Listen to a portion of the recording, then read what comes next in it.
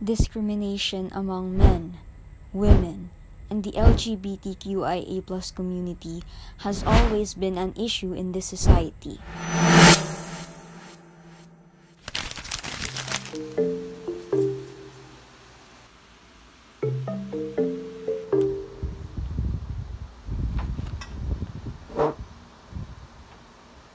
Uy, andyan ka na pala. Pasensya ka na ha.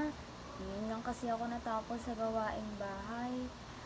Sanay na din kasi akong ganito yung sistema araw-araw.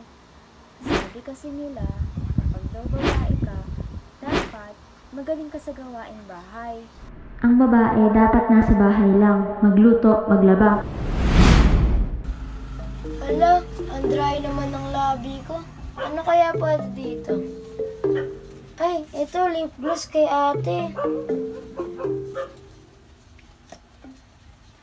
Hoy, ano ba yan? Bakit ka nagme-makeup? Di ba lalaki ka? Lalaki ka, hindi mo kailangan mag-ayos. Dapat dominante.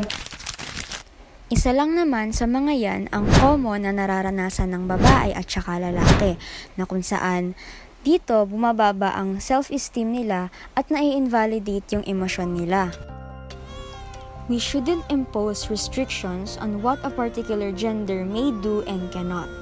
Every man and women should be treated as a human being, because in the eyes of God, we are all equal, we are all valid.